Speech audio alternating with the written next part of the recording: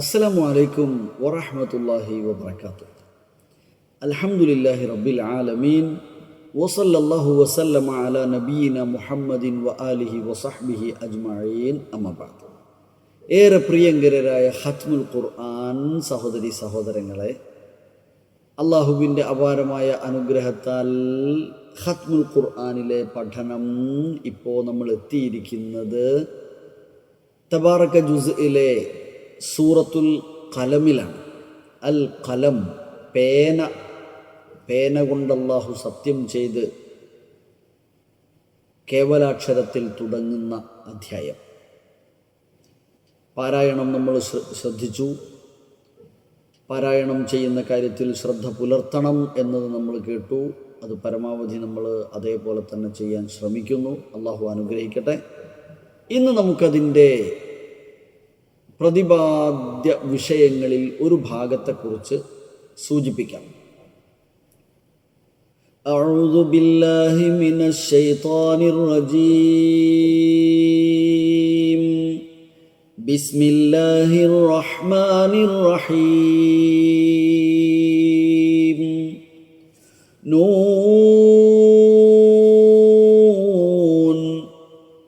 നൂൻ എന്നാണ് തുടങ്ങിയത്.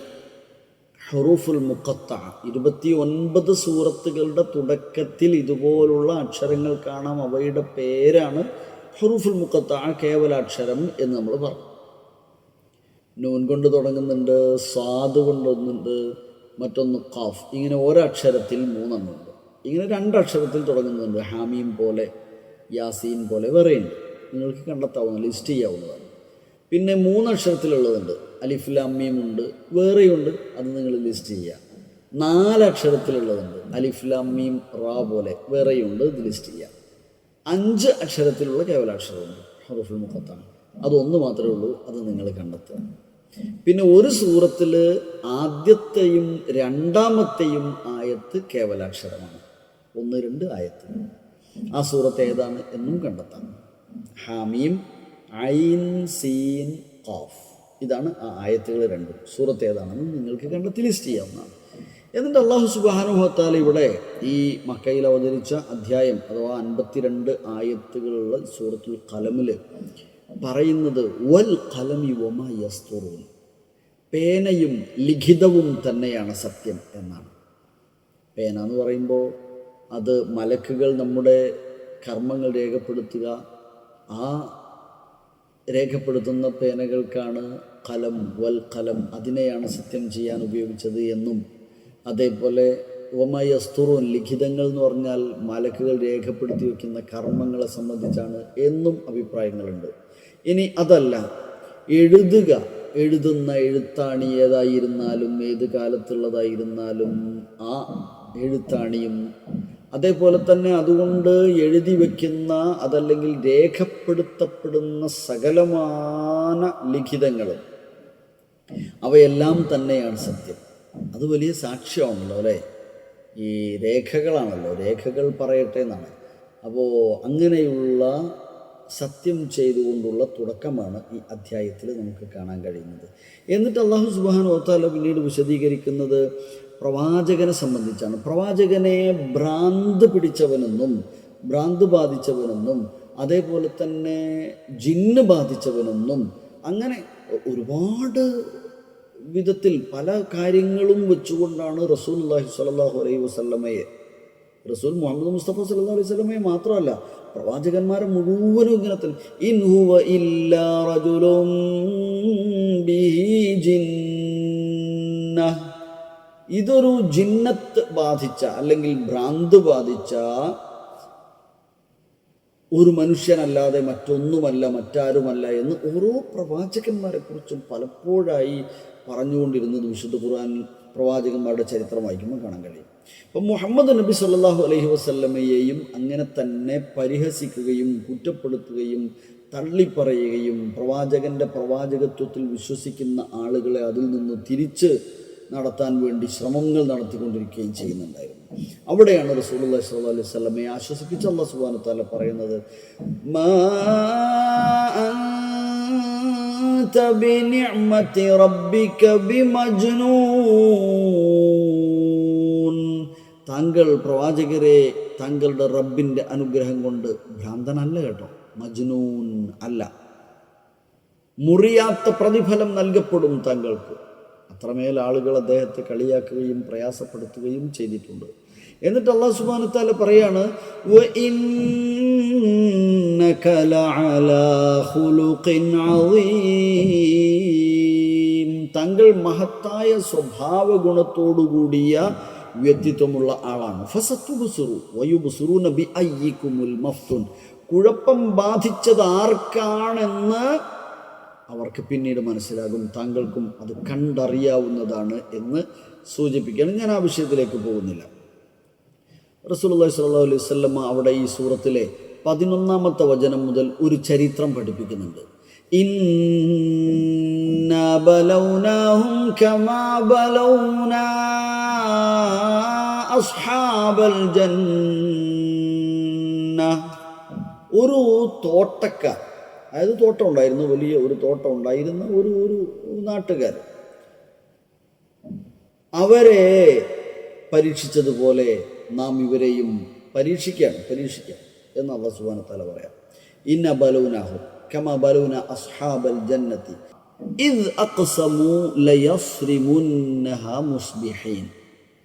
അപ്പം ഇവിടെ ഏത് രാജ്യക്കാരായിരുന്നു, ഏത് കാലഘട്ടത്തിലെ തോട്ടക്കാരായിരുന്നു എന്നോ ഒന്നും വിശദീകരിക്കുന്നില്ല, എന്ത് തോട്ടമായിരുന്നു ഒന്നും വിശദീകരിക്കുന്നില്ല. അതിനേക്കാൾ ഉപരി മറ്റൊരു കാര്യത്തെയാണ് ഇവിടെ പഠിപ്പിക്കുന്നത്. അവിടേക്കാണ് ഞാനും നിങ്ങളെ ശ്രദ്ധ ക്ഷണിക്കുന്നത്. ഇവിടെ പറഞ്ഞ ആ ഒരു ചരിത്രം നമുക്കിങ്ങനെ കാണാൻ പറ്റും. ഒരു തോട്ടക്കാർ, ഏതോ ഒരു രാജ്യത്തെ ഒരു കുടുംബം, അവർക്ക് നല്ല തോട്ടം. അദ്ദേഹത്തിൻ്റെ ഒരു ഗുണമെന്തായിരുന്നു എന്ന് വെച്ചാൽ, അതിൽ വിളവെടുക്കുന്ന സമയത്ത് ആ പ്രദേശത്തുണ്ടായിരുന്ന ഒരുപാട് പാവങ്ങളായ ആളുകൾക്ക്, ദരിദ്രരായ ആവശ്യക്കാരായ ആളുകൾക്ക് ഇതിൽ നിന്നൊരു വിഹിതം നൽകുമായിരുന്നു. അദ്ദേഹത്തിൻ്റെ സഹായമായിരുന്നു. അതുകൊണ്ട് തന്നെ അങ്ങനെയുള്ള സമയങ്ങളിൽ അവരെല്ലാവരും വരുമായിരുന്നു, എന്നിട്ട് അവർക്ക് കൊടുക്കും. അങ്ങനെ ചെയ്യാറുണ്ടായിരുന്ന ഒരു മനുഷ്യൻ, അദ്ദേഹം മരണപ്പെട്ടു. പക്ഷെ പിന്നീട് മക്കൾ അവരുടെ ഉത്തരവാദിത്വത്തിലെത്തിയ സമയത്ത് അവരെന്ത് ചെയ്തു? ഉപ്പ ഇങ്ങനെ ചെയ്യാറുണ്ടായിരുന്നു എന്നതിനെ അവർ അതുപോലെ ഇനി ചെയ്യേണ്ടതില്ല, നമുക്ക് നേരം വെളുക്കുന്നതിന് മുമ്പ് തന്നെ പോയിട്ട് ആരെങ്കിലും വരുന്നതിന് മുമ്പേ തന്നെ ഇത് വിളവെടുത്ത് ലോഡ് ചെയ്ത് കൊണ്ടുപോയി കളയാം, അല്ലെ, നമ്മൾ പറയില്ല മാർക്കറ്റിൽ എത്തിപ്പോണം. ഇതാണ് അവരുടെ തീരുമാനം. അതവിടെ ഖുർആൻ വിശദീകരിക്കുന്നുണ്ട് കൃത്യമായിട്ട്. ഇദ് അഖ്സമു ലയസ്രിമുന്നഹാ മുസ്ബിഹീൻ വലാ യസ്തസ്നൂൻ. അവർ ഇസ്തിസ്ന നടത്തിയില്ല. വലാ യസ്തസ്നൂൻ, അവർ ഇസ്തിസ്ന നടത്തില്ല. എന്താ ഇസ്തിസ്ന നടത്തുക എന്ന് പറഞ്ഞാൽ, അവർ ഒഴിവ് പറഞ്ഞില്ല. ഒന്നുകിൽ രണ്ട് രീതിയിൽ നമുക്കതിൻ്റെ വിശദീകരണങ്ങൾ കാണാൻ മനസ്സിലാക്കാം. ഒന്ന്, നമുക്ക് രാവിലെ തന്നെ പോയി പറിച്ചെടുക്കാൻ കാര്യങ്ങളൊക്കെ ചെയ്യാം ഇൻഷാ അല്ലാ എന്നവർ പറഞ്ഞത്. നമ്മൾ വിചാരിച്ച കാര്യങ്ങൾ അതുപോലെ തന്നെ നടക്കും. ചില ആൾക്കാർ അങ്ങനെ ഉണ്ടല്ലോ, ഞാനാ തീരുമാനിച്ച് എന്നാ അതുപോലെ നടത്തിയേ പറ്റൂ, ഞാൻ നടത്തും എന്നൊക്കെ പറയുന്ന ആളുകളുണ്ട്. അങ്ങനൊരു വാദമൊന്നും പാടില്ല. ഇൻഷാ അല്ലാ എന്നല്ല, വലാ തഖൂലന്ന ലിശൈഇൻ ഇന്നി ഫാഇലുൻ എന്ന് പറയുന്നുണ്ട്. ഞാനത് ചെയ്യും, നാളെ ഞാനത് ചെയ്യും എന്ന് നീ ഒരിക്കലും പറയരുത്. ഇല്ല ഇൻഷാ അല്ലാ, ഇൻഷാ അല്ലാ പറഞ്ഞിട്ടല്ലാതെ. അള്ളാഹുവിൻ്റെ തീരുമാനപ്രകാരമാണ്, അള്ളാഹു ഉദ്ദേശിക്കുകയായാൽ എന്ന് പറയണം. നമ്മൾ മാഷാ അല്ലാ എന്ന് പറയും. അള്ളാഹു ഉദ്ദേശിച്ച് നമുക്ക് കിട്ടിയ കാര്യങ്ങളെ സംബന്ധിച്ച് മാഷാ അല്ലാ, അള്ളാഹ് വിധിച്ചതാണ്, അള്ളാഹു തീരുമാനിച്ചതാണ്. ഇൻഷാ അല്ലാ, അള്ളാഹു തീരുമാനിക്കുകയായാൽ, അള്ളാഹു വിധിക്കുകയായാൽ എന്ന നിലയിൽ നമ്മൾ വരാനിരിക്കുന്ന ചെയ്യാനിരിക്കുന്ന കാര്യങ്ങളിൽ പറയണമെന്ന. അങ്ങനെ അവർ പറഞ്ഞില്ല എന്നാണ് ഒന്ന്. മറ്റൊരു തഫ്സീറുള്ളത്, ഉപ്പയുടെ കാലത്ത് ഇങ്ങനെ ഇന്ന ആളുകൾക്ക് കൊടുക്കാറുണ്ടായിരുന്നല്ലോ, അതുകൊണ്ട് നമ്മൾ അവർക്ക് കൊടുക്കാനുള്ളത് കൊടുത്തിട്ട് ബാക്കി നമുക്ക് വിൽപ്പന നടത്താം, മാർക്കറ്റിൽ കൊണ്ടുപോകാം എന്ന് അവർ ഒഴിവ് പറഞ്ഞില്ല, ഇസ്തിസ്ന ചെയ്തിട്ടില്ല എന്നാണ് പറയുന്നത്. അല്ലാഹു അലം അതായിരിക്കാം. ഏതായിരുന്നാലും അങ്ങനെ അവർ ചെയ്യാതിരുന്നു. അവർ അവരുടേത് മാത്രമാക്കി കണ്ടു. ഇൻഷാ അല്ലാ പറയുകയോ മറ്റുള്ളവരുടെ അവകാശങ്ങൾ അവർക്ക് കൊടുക്കുകയോ ചെയ്യാതെ അവർ സ്വന്തമായി അഹങ്കരിക്കുക എന്ന് പറയും. അങ്ങനെയായപ്പോൾ അവരവിടെ ചെന്നു. അവിടെ ചെന്നപ്പോഴേക്ക് എന്തായിപ്പോയി എന്നറിയോ? فأصبحت كالصريم. അത് കത്തി കരിഞ്ഞു പോയതുപോലെയോ അതല്ലെങ്കിൽ വിളവെടുക്കപ്പെട്ട് മുറിച്ചെടുക്കപ്പെട്ടതുപോലെയോ ആയിപ്പോയി, ഒന്നുമില്ലാതെ. എന്നിട്ട് അത് ഓരോ ആയത്തുകൾ നമ്മളിങ്ങനെ വായിക്കണം. അവർ പോകുന്നത് എങ്ങനെയാണ്? മറ്റുള്ളവരുടെയൊക്കെ നേരത്തെ വിളിച്ചുണർത്തുന്നു, വേഗം പോകാമെന്ന് പറയുന്നു, മെല്ലെ മിണ്ടിപ്പറയുന്നു എന്ന് പറയില്ല നമ്മൾ, മെല്ലെ പതുക്കെ വർത്തമാനം പറഞ്ഞ് അവരങ്ങനെ പോവുകയാണ്. അങ്ങനെ അവർ അവിടെ എത്തി നോക്കിയപ്പോൾ ഇതെല്ലാം നശിച്ചു പോയത് കാണുന്നു. അവർ പറയുന്നു, നമ്മൾ നമ്മൾ പിഴച്ചു, നമുക്ക് തെറ്റ് പറ്റിയിട്ടുണ്ട്. ബൽ നഹ്നു മഹ്റൂമൂൻ,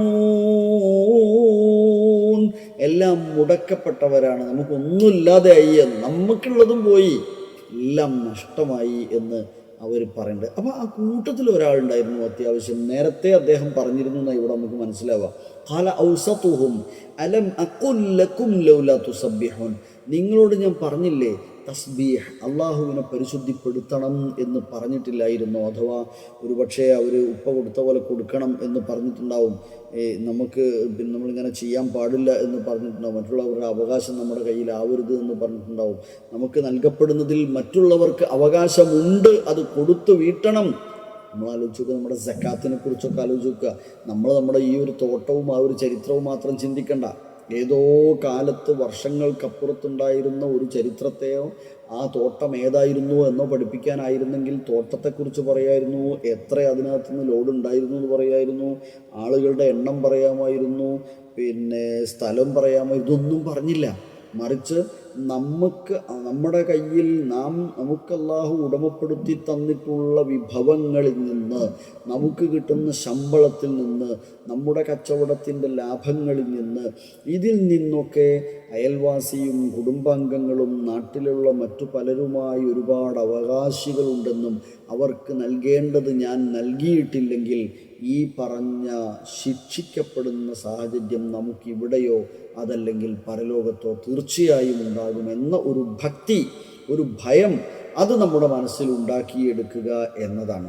ഇല്ലെങ്കിൽ അല്ലാഹു സുബ്ഹാനഹു വ തആല പറയുന്നുണ്ട്, വല അദാബുൽ ആഖിറത്തി അക്ബർ ലൗ കാനൂ യഅലമൂൻ, വല അദാബുൽ ആഖിറത്തി അക്ബർ, ഇവിടെയുള്ള ശിക്ഷയല്ല, വല അദാബുൽ ആഖിറത്തി അക്ബർ, ആഖിറത്തിൻ്റെ ശിക്ഷയാണ് കേട്ടോ ഏറ്റവും കഠിനം, ഏറ്റവും വലുത്. ലൗ കാനൂ യഅലമൂൻ, അവർ അറിഞ്ഞിരുന്നുവെങ്കിൽ. അപ്പം നമ്മളൊക്കെ ഓർക്കുക, നമുക്ക് നൽകപ്പെട്ടതിൽ നിന്ന് മറ്റുള്ളവരുടെ വിഹിതം നമ്മൾ കൊടുക്കണം. അയൽവാസി പട്ടിണി കിടക്കുമ്പോൾ വയറ് നിറച്ചുണ്ണുന്നവൻ നമ്മിൽപ്പെട്ടവനല്ലെന്ന് പറഞ്ഞാൽ അതുകൊണ്ട് തന്നെയാണ്. അയൽവാസിക്ക് അനന്തരാവകാശം കൊടുക്കേണ്ടി വരുമോ എന്ന് പോലും ഭയന്നു പോയി എന്ന് പറഞ്ഞാൽ അതുകൊണ്ടാണ്. തൻ്റെ അയൽവാസിക്ക്, തൻ്റെ കുടുംബാംഗങ്ങളിലെ പ്രയാസപ്പെടുന്നവർക്ക്, തൻ്റെ നാട്ടിലെ അശരണരായ ആളുകൾക്ക്, വിദ്യാഭ്യാസത്തിന് പ്രയാസപ്പെടുന്ന ആളുകൾക്ക്, ഒരു നേരത്തെ ഭക്ഷണത്തിന് പ്രയാസപ്പെടുന്ന ആളുകൾക്ക്, ഇതിനൊക്കെ നമ്മളാൽ കഴിയുന്നത് നമ്മൾ ചെയ്തു കൊടുക്കണം, നമ്മുടെ കാര്യങ്ങൾ ചെയ്തു പോകുന്നതോടൊപ്പം. ഇല്ലെങ്കിൽ ഈ പറഞ്ഞതുപോലെ നമ്മൾ ആ വിധത്തിൽ അള്ളാഹുവിൽ തസ്ബീഹ് ചെയ്യുന്നവരായി മാറുന്നില്ലെങ്കിൽ ശിക്ഷിക്കപ്പെടും എന്നാണ് സൂചിപ്പിക്കുന്നത്. മുത്തഖീങ്ങളായ ആളുകൾക്ക് അങ്ങനെയാകുമ്പോൾ ജന്നാത്തിൻ നഈം എന്ന് പറയുന്നത്, അവർക്ക് സുഖൈശ്വര്യങ്ങളുടെ സ്വർഗമുണ്ടാകും എന്ന്. അള്ളാഹു അങ്ങനെയുള്ള സ്വർഗത്തിൽ പ്രവേശിക്കുവാൻ കഴിയും വിധം ഇതുപോലെ ഒരുപാട് നന്മകൾ പ്രവർത്തിക്കുവാനുള്ള വിശാലമായ മനസ്സും കരുത്തുറ്റ ഈമാനും പ്രദാനം ചെയ്ത് അനുഗ്രഹിക്കട്ടെ. ഈമാനോടെയും തൗബയോടെയും ജീവിച്ച് മരിക്കുവാനുള്ള മഹാഭാഗ്യം അള്ളാഹു നമുക്ക് എല്ലാവർക്കും നൽകി അനുഗ്രഹിക്കട്ടെ. ആമീൻ. ഇൻഷാ അള്ളാഹ് വീണ്ടും അടുത്ത അധ്യായം സൂറത്തുൽ ഹാഖയിൽ വെച്ച് കാണാം. അസ്സലാമു അലൈക്കും വറഹ്മത്തുള്ളാഹി.